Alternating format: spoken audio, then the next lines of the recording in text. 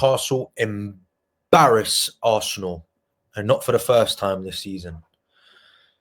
But guys, welcome back to the channel. If you're new here, as ever, make sure to like, make sure to subscribe, and make sure to turn on the bell notifications so you never miss one of my videos. It's a bit of a late one, I do apologize, but things do get busy. I do have a life, if some of you didn't know. I'm sure we all do, but so close to 300 subs. So close. So please, guys, with all the support you've given me, it's been brilliant. Get me to 300 as soon as possible. That's all I ask of you. It doesn't take too long as well. But let's get into the nitty-gritty of things.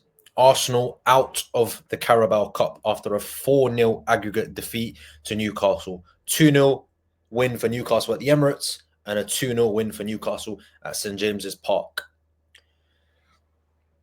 And I think sometimes now, not sometimes, I think you have to now really question what Arsenal are really capable of doing this season. Remember, they're not in the FA Cup now. That's another cup thrown out the window. Will they really win the Champions League in the form they're in? The Arsenal are losing to teams a lot worse than what are in the Champions League. I'm not talking about Newcastle. I'm just speaking. They're dropping points to the likes of Everton at home and Brighton, etc., etc. Teams that they're stronger teams in the Champions League than those two. They aren't going to win the league title. It's virtually out of their hands. Well, they can unless Liverpool have a capitulation. But are Arsenal really going to win 14 in a row? It's not going to happen. It's just not. You're naive to believe so. And like now they're out the Carabao Cup.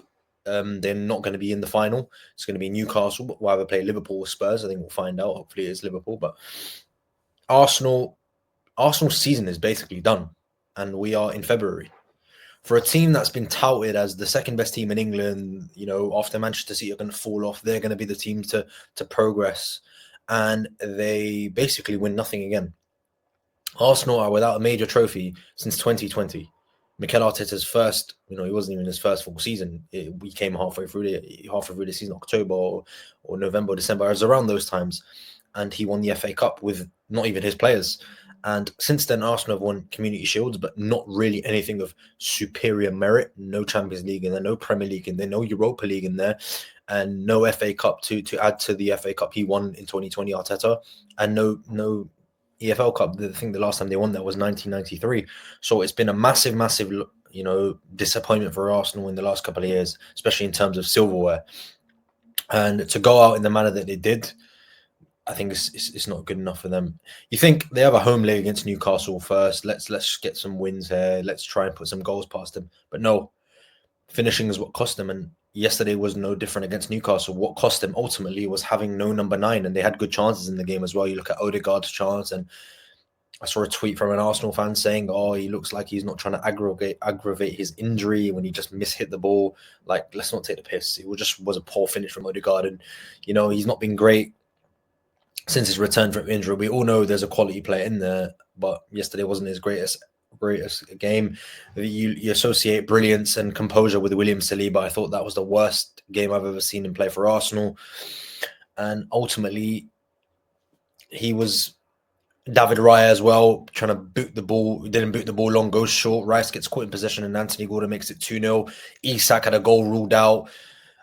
It was just not good enough for Arsenal. And ultimately, the difference between Arsenal and Newcastle yesterday, funnily enough, is their attackers. And Newcastle, as a 3, have a better attack than Arsenal. They look a lot more dangerous than Havertz, Martinelli, and Trossard, or whoever plays there when Saka's not available. And I know Nwaneri is a good player, but he's still a kid. But you look at Murphy, you look at Isak, you look at Gordon, they're all brilliant. They all contributed something for Newcastle yesterday. Isak not getting a goal, but he hits the post, that left-footed rocket, and then Jacob Murphy's able to turn it in, and you got Anthony Gordon causing all sorts of problems. Scored in the first leg, scores in the second leg, and you can see him behind me there. He looks absolutely ecstatic. But for Arsenal, it's just simply not good enough. It's just not good enough, and they're crying out for a striker. And maybe things would be different if they were able to get an Ollie Watkins or a Sheshko that they won, or Saka being available. I'm sure it would be a lot different if they had, a real gunman. I like to say gunman as in terms of proper killer in the attack, which Saka is. He's a really, really good player, and we've seen that. Arsenal don't currently have that. Does Havertz really scare you as much as he does have his own qualities? Does he really scare a back 5 or a back 4? No, not necessarily. Martinelli unfortunately came off with an injury. He doesn't look the player that he was a couple of years ago. Trossard can get a goal here and there, but again, is he really that guy? wouldn't think so. Newcastle have Isak, Liverpool have Salah, Man City have Haaland, Chelsea have Cole Palmer. Every team can rely on one player. And when those players don't play, they've still got players around them that can contribute. Arsenal's players are currently not doing that. And, they beat City 5-1. All the mood was high and everybody's on their high horse saying, wow, we dismantled the champions. But if you're not able to, add on to that and at least show some sort of, optimism in the game and some sort of fight and character and belief, it's all for nothing, because ultimately you're not going to win anything. You're not going to be able to, progress in your season by not winning anything. Your players are going to look at the club and go, right, we've been there for 4 or 5 years now and we've won absolutely nothing. I need to move on. And that could very much happen with Arsenal. Look at Saliba, he's world class. You look at Odegaard, Gabriel, Saka. These players might be looking at this Arsenal project thinking, we've come close so many times, but we're not getting down the line. We're not getting past the finishing line. Maybe it's time to look elsewhere. And that could very much come true for Arsenal. I'm not saying it will, but it is a possibility. If you're not winning at a club, but you want to win, especially players with, that have mentality to go and achieve big things in football, which I'm sure a lot of the Arsenal players do, especially the ones that are at the top level, then they will be looking elsewhere.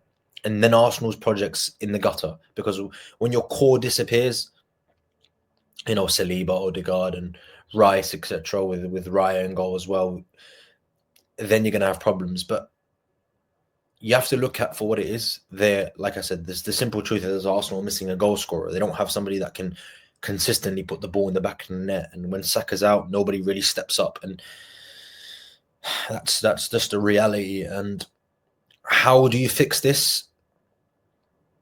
Is by going into the market. And Arsenal had a month to do business, and they only really acted when they knew Gabriel Jesus' injury was quite serious. And Havertz isn't, not the answer. And I've said this before, and I'll say it again. He was signed to replace Xhaka. Arteta quickly understood that he's made an error in judgment, that he's not going to be able to play in that left centre midfield role. Move him to a striker. Did well, but in the big games, is he really going to, step up? Is he really going to score you the vital goals when you really need him to? And yes, people might say, oh, he scored in the Champions League final. That's fine. All well and good. So did Divock Origi, and he's currently without a club, or he's in AC Milan's reserves. And that's not a disrespect to Havertz or Origi. The point is, if you want to win titles, you need better than that. You need somebody that can consistently score you 20 goals a season, 25 goals a season, which Newcastle had yesterday. And that was ultimately the difference between Arsenal and Newcastle in the semi-final. Is why Newcastle are heading to Wembley with an unbelievable chance to end their trophy drought. And that's just the reality. Since I think this is insane, because I was reading this, that since Arsenal last won the FA Cup, let me tell you the amount of English teams that have won trophies. Liverpool, they've won the FA Cup, they've won the League Cup, and that year they won the title. Manchester City have won the treble. Leicester City have won the FA Cup. West Ham have won the European, the Conference League. And now you've got Newcastle with a massive opportunity to put their wrongs right and end their trophy drought. 50 odd years they've been waiting to win a trophy, and that could come to an end if whoever they play in the final. It's not a formality Liverpool or Spurs make the final. It's not a formality Liverpool win that final if they make it, or Spurs. And neither is for Newcastle, but it's a massive opportunity to put their hurt right. They were in the final 2 years ago. They lost to Manchester United, and they are going to be up for this game. And you know how supportive the Geordies are for their clubs. And I've seen Newcastle play a few times, and their away support is lost my words. Their away support is magnificent, and they can seriously get behind the team. And you look at their home fans as well. When they're in the stadium, the flags, they're so up for it, and it's a hostile atmosphere at St James's Park. And Arsenal, understood that they lost there early in the season. They've lost there again. They lost at the Emirates in the Cup. They still have to play one more time. Whether that's an Arsenal win or not, it's not going to really matter, because the 3 times Arsenal really needed to win, they weren't able to do so. But you have to give big credit to Eddie Howe. Big, massive credit to Eddie Howe. Tonali, Guimaraes to build this team. Trippier coming back in. Botman, Dan Burn, Murphy's improved. Joelinton not even there. He's got the likes of Isak scoring goals. Gordon looks back to his best. He has built a really, really strong team, Eddie Howe, and you have to give him immense credit for that.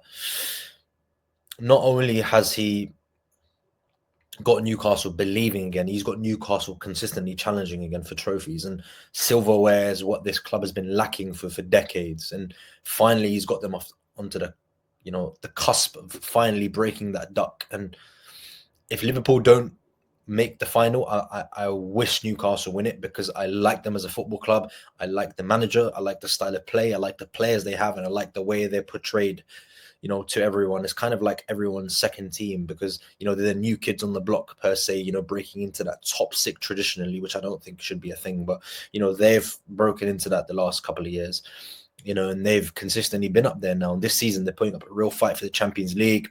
And if it wasn't for, Manchester United's, victory in the FA Cup final, Newcastle would be playing in Europe this season. And I think not having Europe has also helped them, that they can focus on the league, and they can have cup runs, because their squad isn't massive, and one game a week is what this squad suits. And I'm sure they will be in Europe next season, and whether that's with a trophy or not. But winning the final would secure a European spot at least. But I'm sure they have high ambitions to qualify for the Champions League. But you have to give immense credit to Newcastle. And for Arsenal, questions need to be asked. And I don't think it's fair to ask questions of Mikel Arteta because of where he's brought Arsenal from. But to not get over the line in a very winnable tie against Newcastle, especially them, Arsenal are the better team in the league position, proves it. And over the last couple of years, they've also proven it. And to not be able to at least show some sort of fight in the game, and it's all down to individual errors, will be a real blow to them. But Newcastle have made the Carabao Cup final. Newcastle advance, and they embarrass Arsenal again. Get your comments in below, guys, and make sure to like, make sure to subscribe. 300 subs is in sight. It's only down to you to put it right. Take care, guys, and I'll see you in the next one.